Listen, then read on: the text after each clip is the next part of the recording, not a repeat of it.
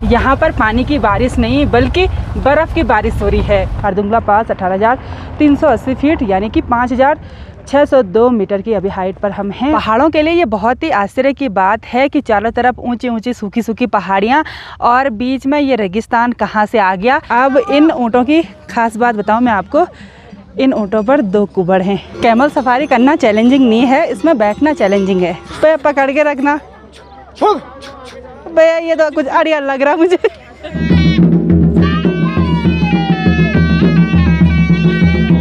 बड़े होकर भी ऐसे करते हैं, अरे ये नहीं करना वो नहीं करना, अरे करो यार, जिंदगी जियो। हर हर महादेव, जय श्री केदार। प्रणाम आप सभी को। मैं प्रियंका तिवारी आप सभी का स्वागत करती हूँ लद्दाख की राजधानी लेह शहर से। जब से हम यहाँ लेह शहर में आए तब से मौसम एक जैसा देखने को मिल रहा है।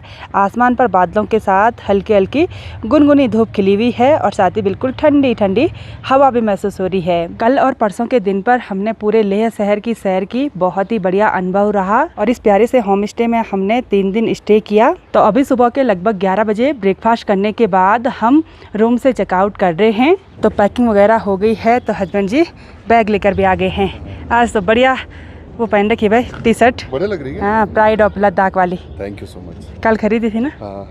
और यहाँ दिन भर ना एरोप्लेन की आवाज़ सुनाई देती है। बड़े बड़े एयरक्राफ्ट यहाँ से उड़ते हैं, लैंड होते हैं यहाँ पर।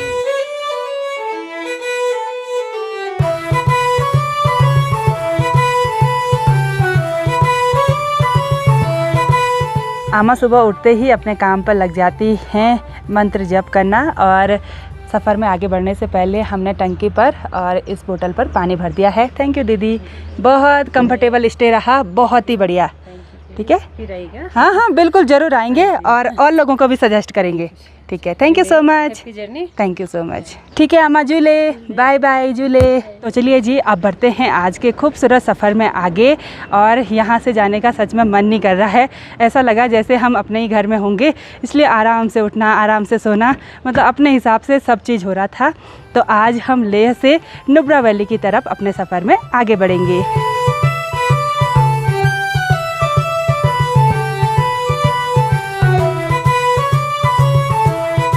लेह शहर के ऊपर बुद्ध भगवान जी की एक बहुत ही विशाल मूर्ति है।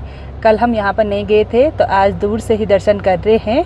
यहाँ पर बुद्ध भगवान जी की जितनी भी मूर्तियाँ बनाई रहती हैं ना, वो साधारण नहीं होती हैं।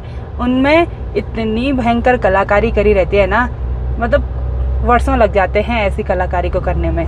देखने लायक चीज़ें होती हैं। लेह शहर से हम लगातार ऊपर चढ़ाई की ओर बढ़ रहे हैं, यानी कि हाई अल्टीट्यूड की तरफ जा रहे हैं। दूर से दिखने में पूरा लेह शहर कुछ इस तरह का देखने को मिल रहा है और हम लेह शहर से इतनी दूरी पर हैं। बच्चे अपने मज़े ले रहे हैं और साइकिल चलाने वाले अपने मज़े ले रहे हैं। डाउन पर तो कोई भी पैडल नहीं मारना पड़ता है मस्त मज़े से, लेकिन ऊपर जाते टाइम तो हालत ख़राब हो जाएगी अगर साइकिल चलाएंगे तो। अभी इस रोड पर हमको बहुत सारी गाड़ी और बहुत सारे ट्रक एक ही साथ लेह की तरफ जाते हुए नज़र आ रहे हैं और इन सभी ट्रक और गाड़ियों पर लिखा हुआ है ऑन ड्यूटी। तो ये सब आर्मी का सामान लेकर जाते हैं। बहुत सारे ट्रक हैं और मैं बोल रही थी कि सिर्फ साइकिल नीचे ले जाना आसान है, लेकिन यहाँ पर तो साइकिल ऊपर भी लेकर जा रहे हैं भाई, आराम आराम से। ओ भाई, ऐसे में तो हालत ख़राब हो जाएगी।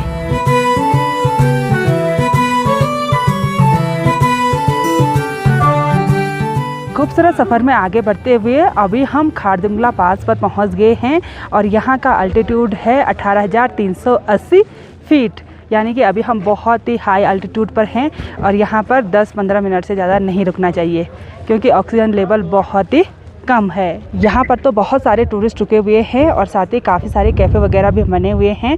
इतने हाई अल्टीट्यूड पर हवा बहुत तेज़ चल रही है, वो भी बिल्कुल ठंडी ठंडी। यहाँ पर एक बोर्ड लगाया हुआ है, इस पर लिखा हुआ है हेल्थ एडवाइजरी। खारदुंगला पास 18,380 फीट यानी कि 5,602 मीटर की अभी हाइट पर हम हैं और you are at the second highest motorable road in the world with low oxygen level. ठीक सामने पर बहुत ही बड़ा ग्लेशियर है और साथ ही ये सामने की पहाड़ियाँ बहुत ही नुकीली नुकीली देखने को मिल रही हैं। और इस गाड़ी में कुत्ते हैं ना, और जो यहाँ के लोकल कुत्ते हैं वो बहुत ज़ोर से भौंक रहे हैं उनको देखकर।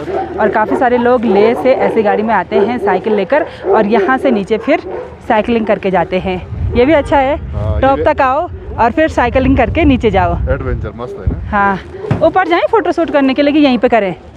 यहीं पे कर लेते ना। यहीं पे कर लेते हैं। हाँ। गाड़ी में उतरने से पहले पूरी तरह से पैक होना बहुत ही ज़रूरी है, वरना बाद में बीमार हो जाएंगे। और जैसे यहाँ पर आए वैसे स्नोफॉल भी शुरू हो गया है। हमारे लिए तो स्नोफॉल नई बात नहीं है, क्योंकि हमारी इधर साइड बहुत ज़्यादा बर्फ़बारी होती है, लेकिन बाकी जो लोग शहरी क्षेत्रों से, मैदानी क्षेत्रों से आए हुए हैं, वो बहुत खुश हो रहे हैं। तो अब जहाँ पर खारदुंगला का बोर्ड बना हुआ ना, वहाँ पर फ़ोटो शूट कर लेते हैं, लेकिन वहाँ पर भी लाइन पर लगना पड़ रहा है भाई, वहाँ पर भी इतनी ज़्यादा भीड़ हो रखी है। लेह से खारदुंगला टॉप तक लगभग 40 किलोमीटर पूरा चढ़ाई वाला रास्ता है, और अब हमने दूसरी वैली में जाना है, बिल्कुल डाउन एक बार हमारा सफ़र होने वाला है। और इधर साइड बर्फ़ के पहाड़ और ग्लेशियर बिल्कुल नज़दीक पर ही देखने को मिल रहे हैं, और जिस रोड से होते हुए हमने जाना है वो बिल्कुल हमको सामने देखने को मिल रही है।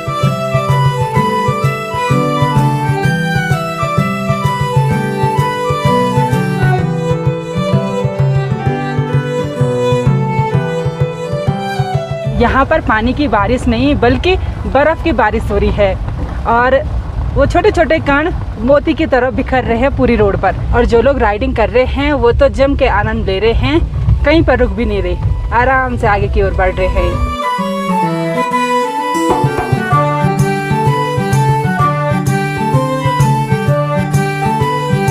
आगे सड़क पर शायद काम लगा हुआ है, इसलिए गाड़ियाँ बिल्कुल लाइन से रोक के रखी हुई हैं। अब देखते हैं यहाँ पर कितनी देर तक रुकना होता है। और आज मुझे ना नींद पता नहीं क्यों आ रही है। सुबह के टाइम पर 2 मोटे मोटे पराठे खाए ना, शायद इसलिए। दही पराठे। तो अब क्या करें, थोड़ा आराम कर लेते हैं जब तक रोड सही होती है।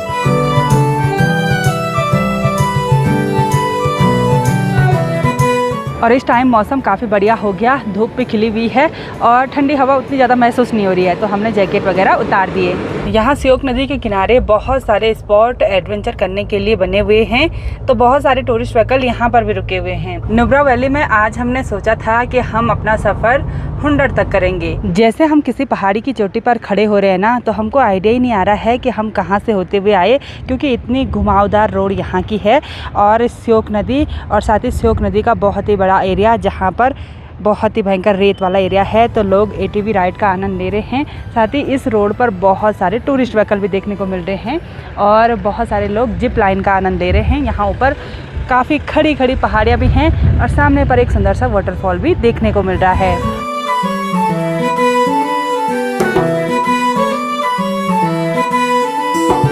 जैसे ही हम डिस्ट्रिक्ट में पहुंचे, वैसे ही तेज़ हवा के साथ झमाझम बारिश भी शुरू हो गई है। और इधर साइड भी बहुत सारे होटल वगैरह बने हुए हैं। काफ़ी बड़ा ये डिस्ट्रिक्ट शहर है, मतलब काफ़ी लंबे एरिया में फैला हुआ है। तो हम यहाँ डिस्ट्रिक्ट में नहीं रुक रहे हैं, बल्कि यहाँ से आगे की ओर बढ़ रहे हैं।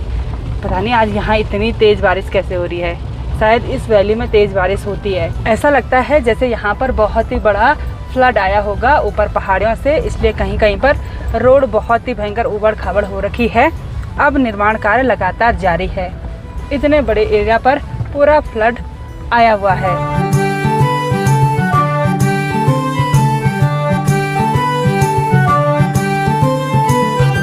सफ़र में आगे बढ़ते हुए शाम के लगभग 4 बजे फाइनली हम अपनी आज की डेस्टिनेशन हुंडर में पहुंच गए हैं। और पूरा हुंडर कस्बा बिल्कुल सामने पर देखने को मिल रहा है। और यहाँ की सबसे खास बात मैं आप सभी लोगों को दिखाती हूँ। यहाँ नीचे आपको ये जितनी भी ज़मीन देखने को मिल रही है, इस पर रेत के टीले बने हुए हैं, यानी कि सैंड ड्यून्स बने हुए हैं। पहाड़ों के लिए ये बहुत ही आश्चर्य की बात है कि चारों तरफ ऊँची ऊँची सूखी सूखी पहाड़ियाँ, और बीच में ये रेगिस्तान कहाँ से आ गया, थोड़ी सी जगहों पर नहीं है। पूरे हुंडर में सिर्फ रेत के ही टीले हमको देखने को मिल रहे हैं। और ये यहाँ पहाड़ों का ठंडा रेगिस्तान है। हम जैसे रेगिस्तान सोचते हैं ना, तो सीधे राजस्थान की छवि मन में बन जाती है, लेकिन अब यहाँ लद्दाख की छवि भी बनेगी, क्योंकि लद्दाख के हुंडर में भी हमको सैंड ड्यून्स देखने को मिलते हैं। और ऐसा वाला नज़ारा मैंने पहली बार अपनी लाइफ में देखा कि पहाड़ और बीच में रेगिस्तान, वो भी ठंडा रेगिस्तान। और उधर साइड बहुत सारे लोग गए हुए हैं यहाँ रेत के टीलों में जाने के लिए। तो हम भी इस वाले रूट से आए, दूसरे वाले रूट से नहीं आए। डिस्ट्रिक्ट से थोड़ा सा एक रूट अलग से भी जाता था, तो हम यहाँ पर रुक गए हैं, थोड़ा सा फूड ब्रेक लेते हैं। साथ ही फिर से जैकेट वगैरह पहनने पड़ेंगे, ठंडी हवा चल रही है ना। बिल्कुल। अभी बारिश उधर की साइड हो रही है, हम इधर की साइड आए तो बारिश बंद हो गई। तो सामने बहुत सारे लोग हैं और इस ठंडे रेगिस्तान की एक और ख़ास बात भी है, वो मैं वहीं जाके आप सभी लोगों को बताऊंगी। फ़िलहाल फ्रूट ब्रेक ले लेते हैं। और ठीक सामने हमको एक बहुत ही सुंदर सी रेनबो भी देखने को मिल रही है। प्रकृति के ये नज़ारे भी बहुत ही अद्भुत हैं। आज के फ्रूट ब्रेक में है सेब, केला, साथ में नाशपाती, संतरा और साथ में ये गाजर भी है और ये खीरा भी है। तो पूरा काटेंगे। केला तो हमने बिना काटे ही खा लिया और अब ये फ्रूट खा लेते हैं। इसके ऊपर घर का पिसा नमक डाला हुआ है। साथ में यहाँ पर से रेत के टीलों का आनंद ले रहे हैं और आपस में बात कर रहे हैं कि कैसा आश्चर्य की बात है ना यार, इस पहाड़ों में देख रेत आ रखी है, कहाँ से आ गई है? वही तो। फ्रूट्स का आनंद लेने के बाद अब हम उस जगह पर चलते हैं जहाँ बहुत सारे टूरिस्ट गए हुए हैं, यानी कि सैंड ड्यून्स की तरफ चलते हैं ना। हाँ बिल्कुल, खूब मजे करेंगे आज। एंजॉय करेंगे मस्त। हाँ।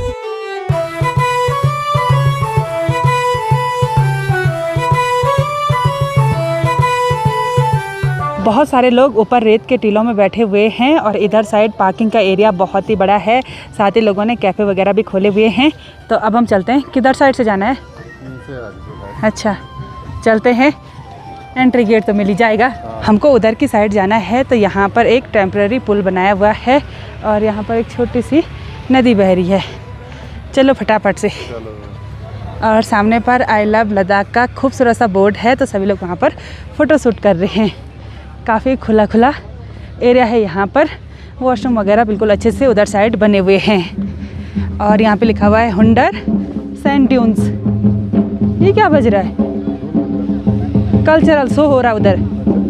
हाँ, इस खुले खुले स्पेस में सबसे पहले तो आर्चरी पॉइंट हमको देखने को मिल रहा है बिल्कुल दूर दूर तक और काफ़ी सारे टूरिस्ट इसमें इंटरेस्ट ले रहे हैं। तो हम चलते हैं ठीक सामने आपको कुछ स्पेशल दिखाने के लिए। पहाड़ों के इस रेगिस्तान में हमको बहुत सारे ऊँट भी देखने को मिलते हैं और आप सभी लोग सोच रहे होंगे कि जहाँ रेत के टीले होंगे वहाँ तो ऊँट होंगे ही, लेकिन ये ऊँट भी बहुत ही स्पेशल हैं और ऊँटों की तरह नहीं है। बहुत सारे लोग कैमल सफारी कर रहे हैं और इधर की साइड बहुत सारे ऊँट आराम कर रहे हैं। अब इन ऊँटों की खास बात बताऊं मैं आपको। इन ऊँटों पर 2 कुबड़ हैं, ये वाली खास बात है। कुछ बड़े बड़े ऊँट हैं और कुछ छोटे छोटे बच्चे भी हैं। उनकी मम्मी उधर राइड पे गई होगी तो वो चिल्ला रहा अपनी मम्मी को। हाँ, वो पीछे है ना? और ऐसे ऊँट देखे आपने कभी? नहीं, पहली बार देखे मैं डबल कुबड़। हाँ, एक हम्प वाला ऊँट तो हमने बहुत बार देखा है, लेकिन ये 2 कुबड़ वाला ऊँट है। ये तो बहुत बड़ा है भाई। मैं फर्स्ट टाइम एक ही जगह पर इतने सारे ऊँट पहली बार देख रही हूँ। ये तो प्यारा बच्चा है। इधर साइड बच्चे भी हैं और बड़े बड़े ऊँट भी हैं। देखा यहाँ की खास बात। और एक ऊँट ये भी बच्चा ही है, छोटा सा।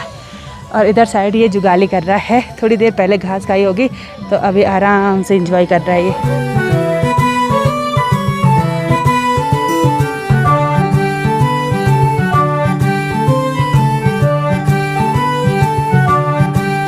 और हस्बैंड जी भी बोल रहे हैं कि हम भी कैमल सफारी का आनंद लेते हैं, लेकिन मुझे तो डर लगता है। वो यात्री लोग भी देखो कैसे चिल्ला रहे हैं जब वो बैठ रहा है, जब वो उठ रहा है। नहीं नहीं, ऐसे टेंशन नहीं यार। ये तो रेत है, गिरेंगे तो रेत में गिरेंगे। गिरने की पहले ही बोल दे। तो देखते हैं क्या होता है। करना है? हाँ, लेते हैं चलो। कैमल सफारी के लिए यहाँ पर टिकट काउंटर बना हुआ है, तो हस्बैंड जी चले गए हैं टिकट लेने के लिए। काउंटर से टिकट लेकर आ गए हैं। कितने का पड़ा? 500 ईच। अच्छा, एक आदमी का 500? 1000 रुपये 2 लोगों का। चलो अब 20 मिनट 1000 रुपये का मजा लेते हैं। इस छोटे बच्चे की मम्मी चली गई होगी ना, तो वो पीछे से भाग रहा है अपनी मम्मी के साथ। अरे प्यारा बच्चा। ये कैमल सब ग्रुप्स में हैं, जैसे 3 बैठा रखे एक ही साथ में, तो ये एक साथ चलेंगे, शायद ऐसे ही होता होगा। और एक और भी आ गया इनके साथ बैठने के लिए। कैमल सफारी करना चैलेंजिंग नहीं है, इसमें बैठना चैलेंजिंग है। मतलब बैठते और उठते टाइम तो हालत ही ख़राब हो जाती है। हस्बैंड जी का कैमल सबसे पीछे, क्योंकि ये लाइन से चल रखे हैं, एक ही साथ बांध रखे हैं।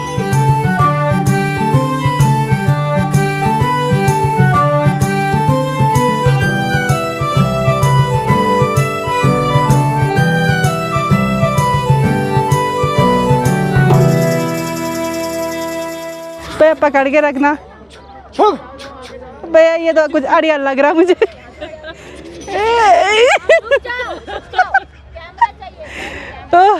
Oh thank God. ए भाई, तो चलिए जी, हमारी कैमल सफारी कंप्लीट हो गई है और बहुत मज़ा आया और बैठ बैठ के दर्द भी हो गया है। भयंकर वाला। और फिर से मौसम बदलने लग गया, बारिश आने को रखा है और लगातार यहाँ पर टूरिस्ट लोग राइड कर रहे हैं। और ये अपनी मम्मी को ढूंढ रहा है, मम्मा को ढूंढ रहा है। मैंने फर्स्ट टाइम ना कैमल की आवाज़ सुनी, मतलब अजीब सी आवाज़ करते हैं ये। यहाँ पर इतने सारे ऊँट हैं, तो इस सूखे सूखे रेगिस्तान में, इन सूखे सूखे पहाड़ों के बीच में ये ऊँट क्या खाते होंगे, ये सवाल भी आप सभी लोगों के मन में आया होगा मेरी तरह। तो मैं आपको दिखाती हूँ कि ये ऊँट क्या खाते हैं। चारों तरफ हमको ये छोटे छोटे जो हरे भरे पौधे देखने को मिल रहे हैं, यही ऊँट का खाना है। और जैसे मैंने ये पौधे नज़दीक से देखे तो इन पौधों पर बिल्कुल तेज़ नुकीले कांटे हैं, तो कांटे वाला पौधा ऊँट का खाना है। ऊँट एक ही बारी में बहुत सारा पानी और बहुत सारा खाना अपने अंदर स्टोर करके रखता है। फिर जब आराम से बैठता है ना, तो थोड़ा थोड़ा निकाल के जुगाली करता है, जैसे वहाँ पर ऊँट कर रहे थे। सुबह खाया होगा तो दिन भर वही चलाना है। ऐसे स्टोर करने की उसमें खास टेक्निक होती है। इसके अलावा हमको यहाँ खुले मैदान में एक जगह से कुछ पारंपरिक वाद्य यंत्रों की धुन सुनाई दे रही है। यहाँ पर लिखा हुआ है welcome to sand dunes traditional culture show. तो यहाँ पर हम टिकट लेंगे, फिर अंदर जाएंगे कल्चर शो देखने के लिए। देखते हैं यहाँ के लोगों का ट्रेडिशनल पहनावा और डांस कैसा रहता है।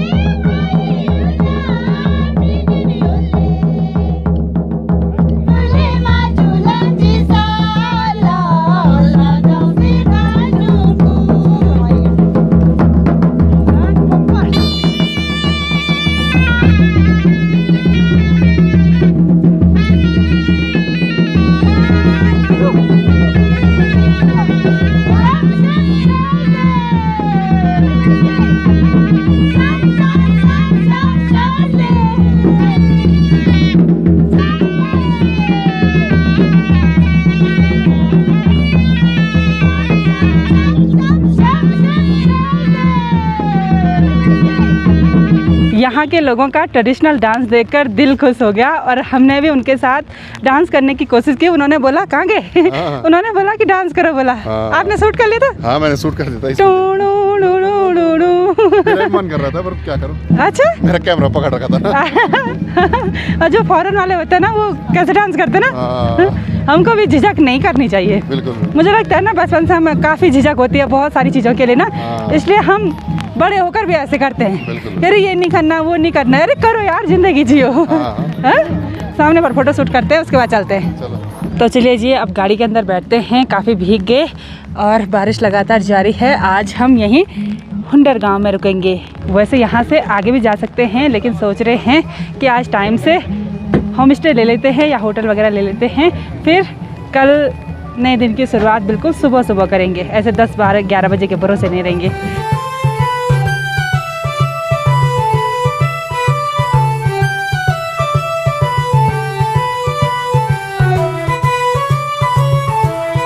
आज हम यहीं हुंडर में ही रुक रहे हैं और हमने स्टे के लिए रूम भी देख लिया। और मार्केट साइड से थोड़ा सा नीचे हम इस प्यारे से होम स्टे में रुकने वाले हैं। गाड़ी हमने यहाँ पर पार्क कर ली और आज मुझे सामने पर 4 बार इंद्रधनुष देखने को मिल गई है। और होम स्टे का बाहर का व्यू कुछ इस तरह का है, बिल्कुल हरियाली हो रखी है, बहुत ही सुंदर। तो चलिए जी, अब चलते हैं अंदर होम स्टे में। वाह वाह, अच्छा वो यहाँ पर आगे ना, लोकेशन भी बहुत बढ़िया है। वो उनकी बेटी मिली ना वहाँ पे मार्केट में, उन्होंने बोला हमारे होम स्टे में जाओ। बोला आजकल हमको जानने वाले ज़्यादा मिल रहे। तो ये वाला रूम हमारा होने वाला है। बहुत ही सुंदर सा डबल बेड का रूम। वाह वाह वाह, दोनों तरफ से खिड़कियाँ, इन सुंदर नज़ारा। वाह, यहाँ पे बैठने के लिए भी बहुत सुंदर। हाँ, अरे वाह वाह, इधर साइड सेब के पेड़ देखने को मिल रहे हैं। सब सेब के पेड़ हैं। चलो बढ़िया। कितने का मिला? सस्ता मिला। अच्छा, तो यहाँ पर सुंदर सा इसका वॉशरूम अटैच, मस्त बढ़िया हो गया यार। साफ सुथरा एकदम, मुझे लग रहा है नया नया ही है। इसलिए ज़्यादा ही साफ़ सुथरा देखने को मिल रहा है। रूम में आते ही हमको यहाँ पर गर्मा गर्म लेमन टी आ गई और साथ में हम मार्केट से कुछ इस तरह के बन लेकर आए थे। ये स्पेशली यहीं पर मिलते हैं, बिल्कुल करारे हैं और हल्के हल्के नमकीन हो रहे हैं। आपने चखे? नहीं, आपने तो चख लिया गाड़ी में। हाँ थोड़ा चख लिया था। तो अब गर्मा गर्म लेमन टी साथ में बन का आनंद लेते हैं। डिनर करने के लिए हम आ गए हैं डाइनिंग एरिया में और इनका डाइनिंग रूम भी बहुत ही सुंदर है। खाना हमारे लिए परोस दिया है, तो अब खाते हैं यहाँ पर बैठकर। डिनर करने के बाद हम वापस अपने रूम में आ गए हैं और अब आराम कर लेते हैं। हम जितने भी होम स्टे या होटल में रुके, सारी जगह हमको खाना बहुत ही बढ़िया मिला और सभी लोगों का व्यवहार एक नंबर था। मतलब किसी का व्यवहार भी ऐसा नहीं लगा कि हम उतनी दूर से आ रखे हैं तो कुछ अलग व्यवहार, कुछ भी नहीं। बहुत ही बढ़िया रहा पूरा सफ़र आज का भी। तो कल आगे के सफ़र में बढ़ेंगे। तो चलिए जी, इस व्लॉग को इतना ही रखते हैं। मिलते हैं आप सभी लोगों को अपने नेक्स्ट व्लॉग में। तब तक के लिए जय देवभूमि उत्तराखंड।